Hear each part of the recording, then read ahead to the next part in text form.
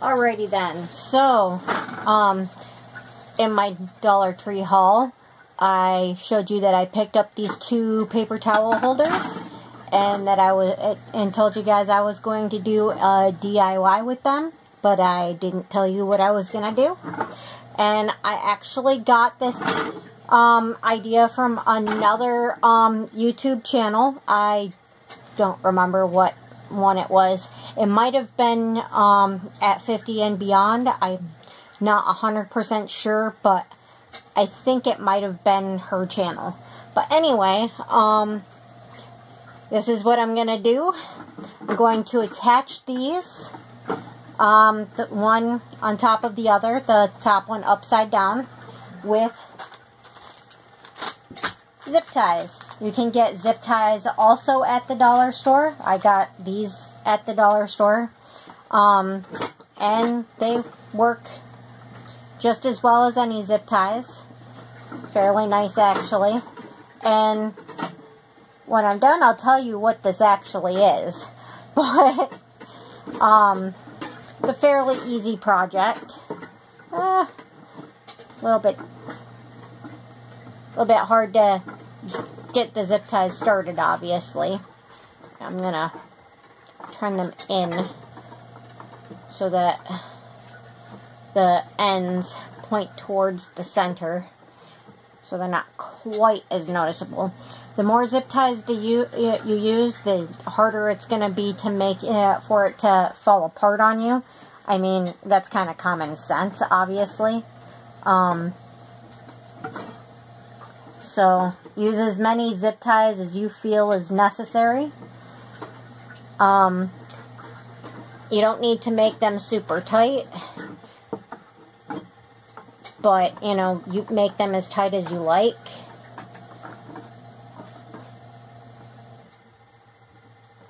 I'm using the black ones because I feel black is more uniform, since you can't, unless you paint it, you can't really cover the zip ties. I mean, you could wrap ribbon around it, to be honest, or like something else around the ends to decorate it. You could put something, you know, in between them prior to zip tying them together. Like maybe a paper towel, a toilet paper roll or something, or a paper towel roll, and decorate that. I'm sure that would work fairly well as well. Prior to zip tying them, just to hide the zip ties. They actually didn't actually mention anything like that on the DIY. It doesn't matter which way you put the zip ties, because you're going to clip the ends off anyway.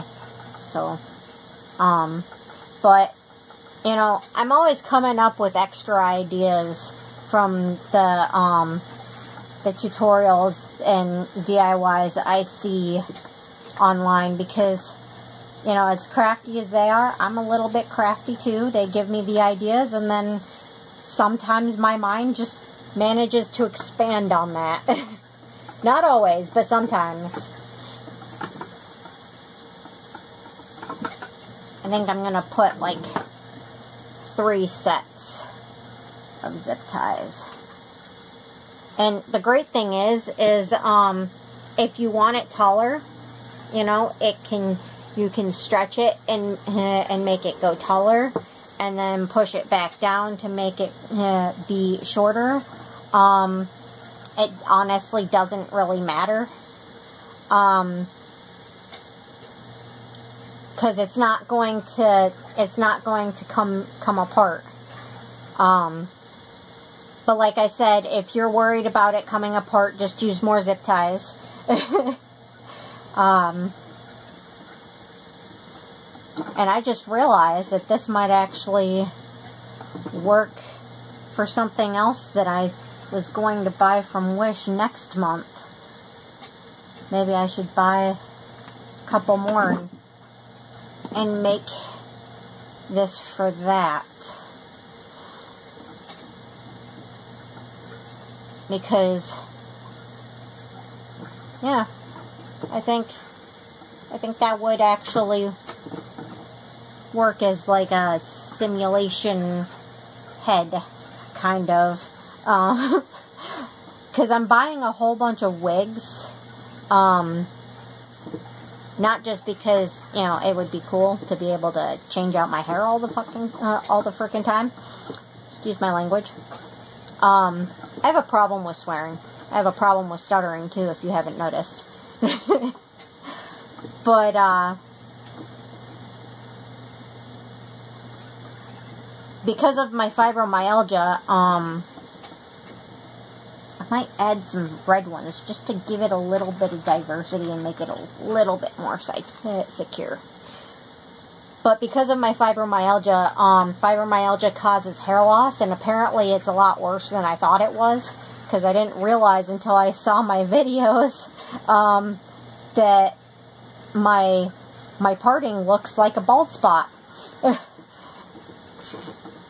I had no idea that my hair parting looks like a bald spot. Now I do. It's really good to know.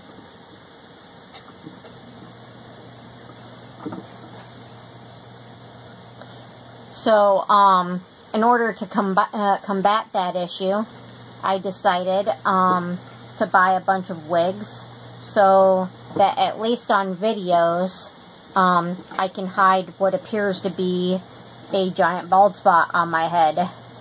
And, you know, I've been gray since I was 13, so I'm not really too worried about people noticing my gray hair, my giant gray streak that can't be dyed over. But, I mean, the people are dyeing their hair gray for the fun of it nowadays. People are buying gray wigs just to look cute. And I think it has something to do with the whole, storm hair, X-Men obsession craze going on. But either way, you know, the people who are doing it do look pretty cute, but I don't think, with having had gray hair since 13, I don't think I could actually dye my hair gray. But, you know, it's not as concerning for me as, being able to see a bald spot on the top of my head. And to be honest, since I'm only 4'10", and like the majority of the population of the world is taller than me and can see the top of my head better than I can, honestly, it seems to me like it would be a good idea to try to hide that bald spot. I'm a little bit insecure about that now that I've noticed it. And I thought I got over all my insecurities about my looks, because, you know, I've gained weight several years ago. I've lost all that weight the last few months, back down into kids' clothes again. And then, so I'm over my whole, I feel fat issues. I mean, I do still feel a little bit chunky because I have pretty severe IBS. So, I frequently get a problem where I end up looking pregnant because I get, a belly from not being able to go to the bathroom, but that has nothing to do with my actual weight and whatnot. It's literally just my bathroom problem. So I've gotten to the point where I've not been insecure about that anymore. Because I know there's really not much I can really do about it. It's just, it's just a medical condition, you know, just a medical problem. I don't like to cut my, my zip ties too short, even though, they're usually fairly secure. I would prefer to leave that small tab there in case it comes loose. Granted, if it comes loose, you can always, like, put a new one on, but, you know, I'm just a little bit OCD about that. Better safe than sorry, right? But anyway, I may have gotten over my insecurities over my body, but, you know, a woman needs to be able to feel like she has hair, you know? So, plus, being a nerd, it's not so bad being able to wear wigs, you know? I've always wanted to wear wigs for the fun of it, because I'm such a nerdy girl. But yeah, if I make another one of these, this would be great for holding those wigs for me, or until I can make one or get one, it'll suffice for holding the wigs that are actually on their way, that I just purchased last night, actually, because I went to the store yesterday. So I was able to make my online purchases after I got home. I could add more. I could decorate it. But honestly, I'm not too worried about it because I don't think anybody's going to really see it where I'm going to put it. And, you know, the way that I'm going to use it, you know, nobody's really going to notice the zip ties anyway, and if they do, they'll probably be like, oh, that's kind of cool, it's red and black. Or, I don't know. I don't think anybody will care. But, you know, like, you could decorate the arms any way you like. But I'm going to leave it as is. But, what I plan on using it for, what, the DIYer used it for, jewelry. Earrings, necklaces, bracelets. These are just jewelry I haven't put away in my room yet.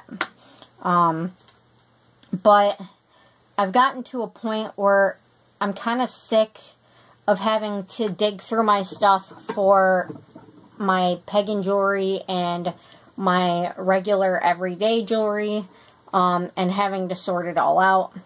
So I decided to make this so I can put my pagan jewelry in my altar room or sacred space, so that it can be all in one area where I feel like it needs to be.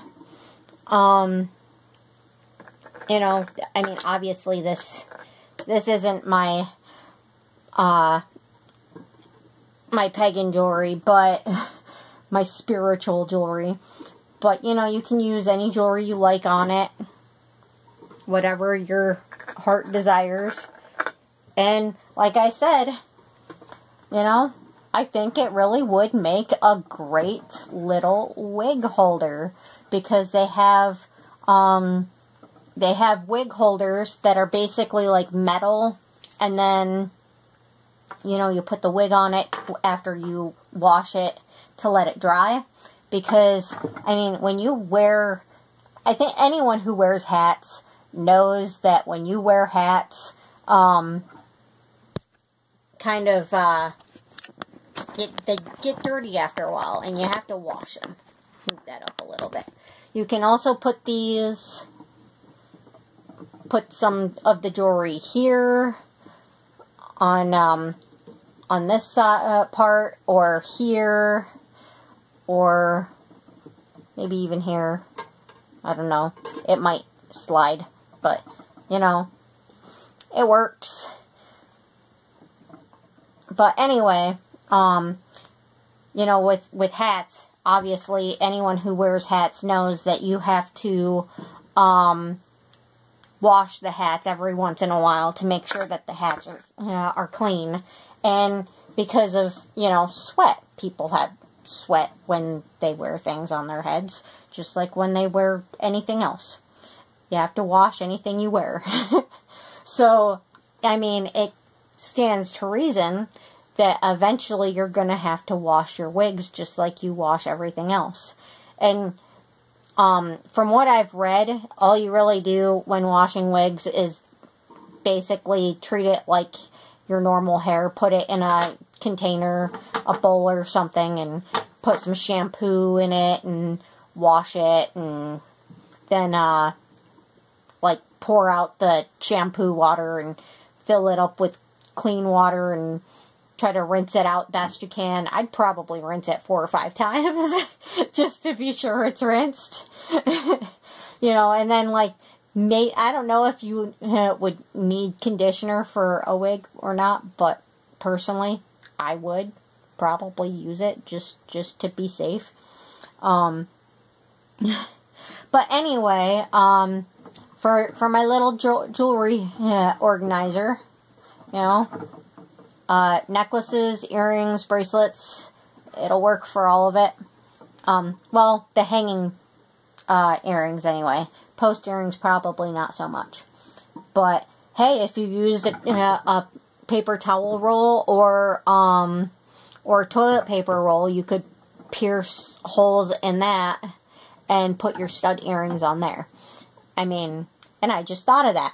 So, I mean, there's an idea. Or you could take one of those wire baskets from the dollar store that have this type of consistency on it, and people have been making a lot of signs for the kitchen with those. And so basically you could just take those wire baskets and cut them up and then just put it on there for the wire earring, the post earrings. I mean, take my ideas, come up with your own ideas, whatever works for you guys. I'm sure you guys will think of things that I didn't think of. Or maybe you'll like some of my ideas. I don't know. But, anything I make, feel free to make it your own. And I'm sorry I'm not showing my face today, but it is a bad hair day. I've been doing laundry all day today, and my hair is slightly greasy because I haven't showered today. And because of the type of washer I have, my washer is really small, so the tube that pushes the water out of it won't go up into the sink, so it has to empty into a bucket, and I have to empty that every time I wash and then rinse, because it's one of those washers where it's mostly manual. You have to wash it, empty it, spin it, put it back in, rinse it, empty it, spin it, and then you can go on to drying. It's a lot of work. So my current washer quite literally puts me in really horrible flares. But you gotta do laundry, so what you gotta do? What can you do? But my old washer was also a washer that you use on the sink, in apartment size washer, but it was bigger and pretty much worked like any other washer. You just hooked it up and put your stuff in, and it just did everything itself like a normal washer does. I hate this one, but when my old one broke, this is the only one I could afford. What can you do? So, gotta work with what you got, right? And, maybe I'll afford a better one eventually. Never know. Never know. But, you know? And I did figure out why my original washer broke, because my dishwasher just broke. I figured out that the reason my washer broke is because every time the park messes with the water around here, which they do pretty much every month, like they shut off the water and then they screw with the pipes for a couple of hours, and then for several days your water is you're told not to use the water because it's toxic. Well, apparently, while the water is toxic, it's filled with so much freaking rust that it destroys any machinery that you run water through. So you cannot use a washer or a dishwasher on that water when it's not approved as clean and safe to drink. Which is frustrating because you gotta wash your laundry. I mean, it's one thing to have to wash dishes by hand, which I can do. It does take a lot more effort and energy out of me. It is a lot more difficult, but you know, there's doing it once in a while when the water shut off, like I kind of have no choice to do but to do right now. Or there's my current predicament where the dishwasher gets broken by the water and you are stuck doing the dishes by hand until you can afford to get a new dishwasher. But had I realized that it was going to ruin my dishwasher before it ruined my dishwasher, I wouldn't have used my dishwasher while the water was unsafe to use. So, I didn't put two and two together until after it broke. And it was like pretty much orange inside and completely clogged to the point where it wouldn't spin or spray at all. But, I mean, you know, you still gotta use your laundry. You still gotta be able to do laundry. You know, as often as they mess with the water, you know, you can't put your entire life on hold because they're messing with the water. And I do use a lot of bottled water. I drink bottled water. I use it for cooking and for my coffee and whatnot. When they have the water all toxic and whatnot. I do still drink it when it's not toxic. But, because, you know, bottled water tastes better. And then I also have, like, jars all over the house filled with water for the cats for when the water's toxic. Because if it's not safe for me, is it safe for my cats? No, I don't think so. Some people might risk it. I wouldn't. I care more about my cats than I do myself. I'm not one of those people that puts themselves before their pets. No. They come first. But anyway, I'm gonna shut up now. I hope you liked my DIY, and thank you for watching, and please like, share, subscribe.